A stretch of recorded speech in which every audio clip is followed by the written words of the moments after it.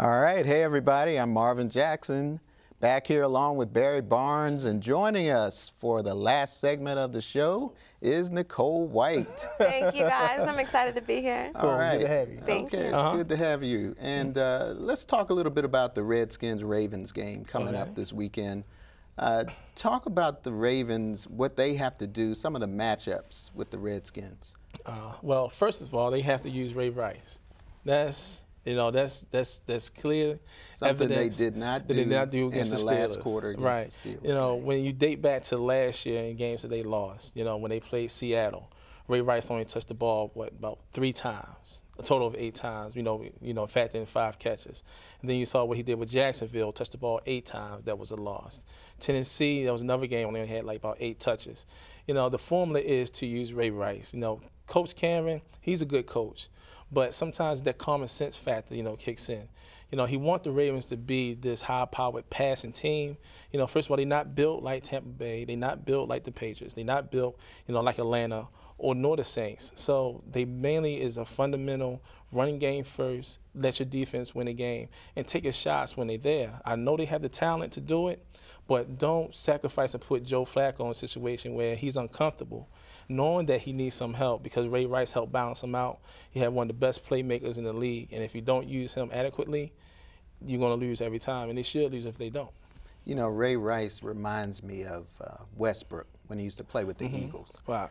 He's great, good running back, and a smart guy, but he also catches passes well out of the backfield. Yeah. And that's the way Reed used Westbrook back when they were winning. Yeah, I said the same thing, like a Marshall Faulk type. Yeah. You know, Ray Rice can catch the deep ball. Yeah. You know, when you use him. It's like he's used as a oh yeah factor instead of just being a factor for the team. You know, with that great one he had with the Chargers. That was more like, oh, okay, he's right here, throw the ball to him.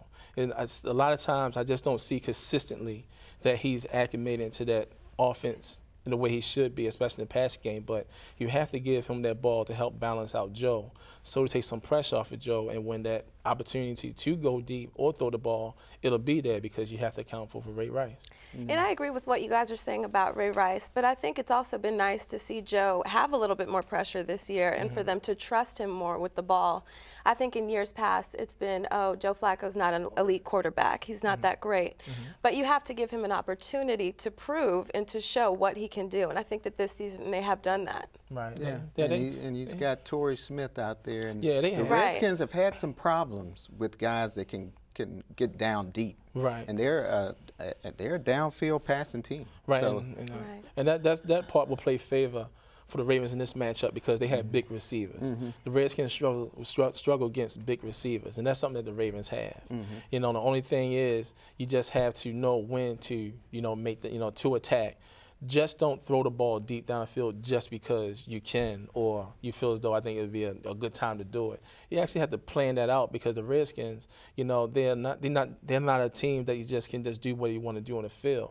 This is actually a solid team now, a lot better than it was the last couple of years because they playing soundly. So you just can't go into the game thinking because these corners are short, you just go deep on them because if not, you'll find yourself getting burnt or getting pressure. All right, well, let's talk about the defensive side for the Ravens. Ed Reed, I mean, this guy is he's pretty smart and crafty back there. Yeah. And I think Nicole and I had talked about that before the show, that he is one guy that might be able to figure out that, the Redskins are really good at play action. Yeah. One thing that they've been successful at, matter of fact, 40% of the passes that Griffin makes are on play action. And a lot of those throws are the first read, which is, speaking of read, but it's his first read down the field, and it's right over the middle. And that's where Ed Reed may be, and he may kind of sit back there and look for that pass because Ed Reed is the kind of guy that's been watching film, I'm sure, right?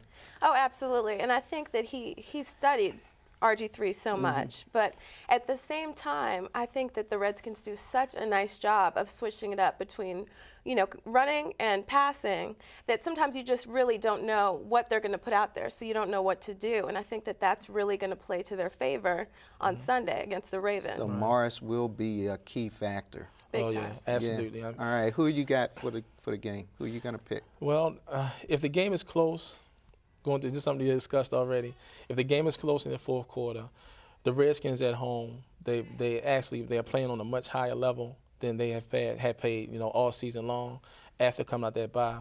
If they go into the fourth quarter and this game is close, knowing that RG3, like you said, with the play action, can probably wear that Ravens defense down.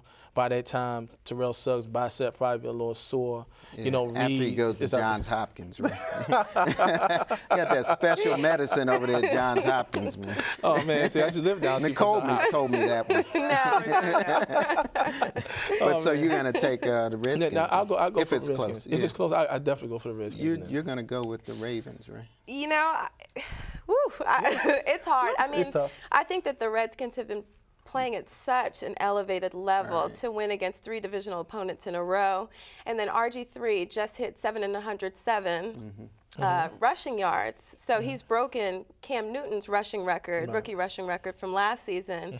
Alfred Morris has over 1,000 rushing yards. RG3 has over 2,000 passing yards. So they are really doing what they need to do right now on offense.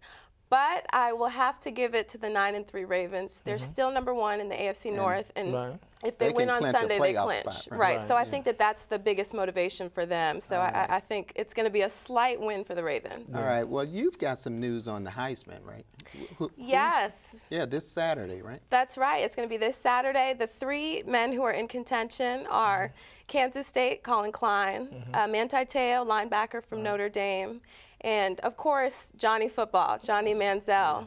So, you know, we don't know who it's going to go to. I think a lot of the experts are saying it's going to go to Johnny Football. But, again, I would love to see Manti Te'o. Me too. All right. Well, I'll tell you what, that's all the time we have. This show is... And don't forget Griffin's jersey from Monday night is now in the Hall of Fame for what he did. All right. Well, thanks, Nicole and Barry, for being here. Yeah. And thanks to Redskins safety Medee Williams for calling in earlier in the show. So for all the Sideline Report team, I'm Marvin Jackson. We'll see you next time. Enjoy the weekend.